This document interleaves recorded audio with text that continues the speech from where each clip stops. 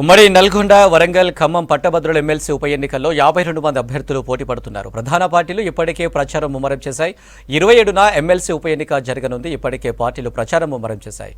ఇదే విషయంపై మరిన్ని డీటెయిల్స్ శేఖర్ అందిస్తారు.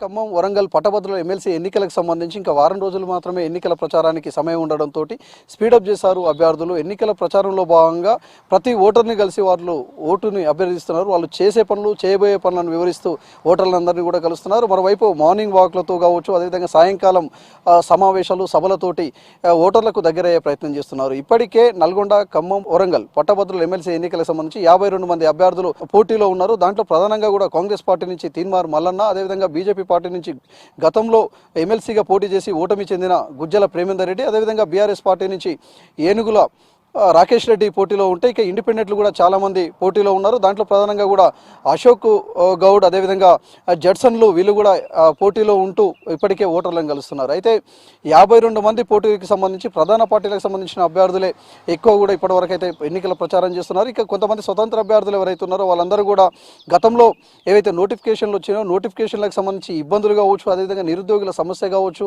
ఒక్కొక్క సమస్య మీద వాళ్ళు పోటీలో ఉంటున్నట్లు కూడా ఇప్పటికే చెప్పుకొచ్చారు.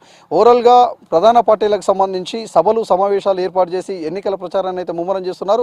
ఓవైపు కాంగ్రెస్ పార్టీకి సంబంధించి ఎంపీ ఎలక్షన్ల నుండే ఎంపీ ఎలక్షన్ల ప్రచారం ఓవైపు, అదేవిధంగా ఎమ్మెల్సీ ఎన్నికలకు సంబంధించిన ప్రచారం ఓవైపు చేస్తూ తీన్మార్ మల్లన్న వాళ్ళందరినీ కూడా సమన్వయం చేసుకుంటూ ముందుకు పోతున్నాడు. ఓటర్లకు సంబంధించిన లిస్టును తీసుకోవడంతో పాటు వాళ్ళందరికీ కాల్స్ చేయడం, అదేవిధంగా ఓటును అభ్యర్థించడం, చేసే పనులు కావచ్చు, చేయబోయే పనులు, గవర్నమెంట్కి సంబంధించి ఏవైతే హామీలు ఇచ్చారో ఆ హామీలన్నింటిని కూడా అమలు చేస్తామంటూ ఓటర్లందరినీ కూడా కలిసే ప్రయత్నం చేస్తున్నారు.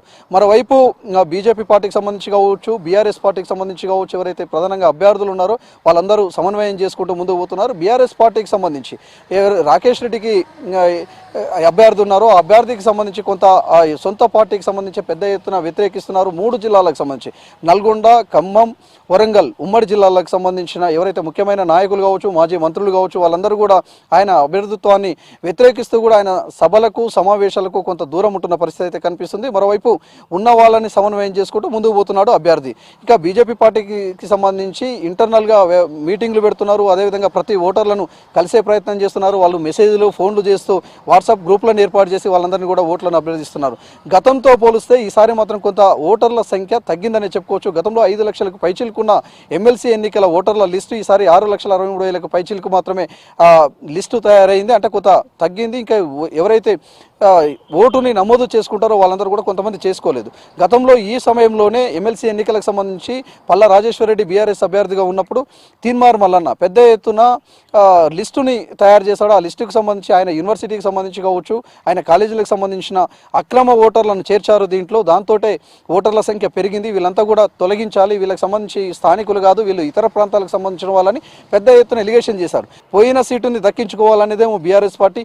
అధికారంలో ఉన్నాం, ఖచ్చితంగా హామీలను అమలు చేస్తామంటూ కాంగ్రెస్ పార్టీకి సంబంధించిన అభ్యర్థి తీన్మార్ మల్లన్న. ఇక సెంట్రల్లో మేము అధికారంలో ఉన్నాం, ఎవరైతే నిరుద్యోగులు ఉంటారో, ఉద్యోగులు ఉంటారో వాళ్ళ సమస్యలన్నీ కూడా నాకు తెలుసు, వాటిని పరిష్కరిస్తామంటూ గుజ్జల ప్రేమేందర్ రెడ్డి బీజేపీ పార్టీకి సంబంధించిన అభ్యర్థి. ఇండిపెండెంట్కి సంబంధించి నిరుద్యోగుల తరపున కేసులు నమోదు చేసుకొని అదేవిధంగా వాళ్ళ తరపున పోరాడిన అశోక్ గౌడ్ ఇప్పుడు పెద్ద ఎత్తున అందరినీ కూడా కలిసి ఓట్లను అభ్యర్థిస్తున్నాడు. తనకున్న నాలెడ్జ్ని వివరిస్తూ ముందుకు పోతున్న పరిస్థితి అయితే కనిపిస్తుంది. ఓవరాల్గా నల్గొండ, ఖమ్మం, వరంగల్ పట్టభద్రుల ఎమ్మెల్సీ ఎన్నికలకు సంబంధించి మాత్రం ఎన్నికల ప్రచారాన్ని అయితే స్పీడప్ చేశారని అనుకోవచ్చు. అదేవిధంగా నాయకులతోటి వాళ్ళకున్న ఎవరైతే దగ్గరగా నాయకులు ఉన్నారో వాళ్ళ క్యాడర్ ఉందో ఆ క్యాడర్ తోటి ఇప్పటికే ఓటర్ లిస్టుల పేర్లు చూసుకోవడం, వాళ్ళకు స్లిప్ల పంపిణీ చేయడంతో పాటు వాళ్ళని కలిసి వాళ్ళని ఓట్లు అభ్యర్థిస్తున్న పరిస్థితి అయితే ఓవరాల్గా ఈ 3 జిల్లాల్లో కనిపిస్తున్నది. ఎమ్మెల్సీ ఎన్నికలకు సంబంధించి మాత్రం ప్రధాన పార్టీలు చాలా సీరియస్గా తీసుకున్నాయని చెప్పుకోవచ్చు. సీరియస్గా వాళ్ళందరినీ కూడా గెలిపే లక్ష్యంగా ముందుకు పోతున్న పరిస్థితి అయితే ఈ నల్గొండ, ఖమ్మం, వరంగల్ పట్టభద్రుల ఎమ్మెల్సీ ఎన్నికల ప్రచారంలో స్పష్టంగా కనిపిస్తుంది. ఇది ఎమ్మెల్సీ ఎన్నికలకు సంబంధించి అప్డేట్. కెమెరా పర్సన్ రఘుతో శేఖర్, V6 న్యూస్, నల్గొండ జిల్లా.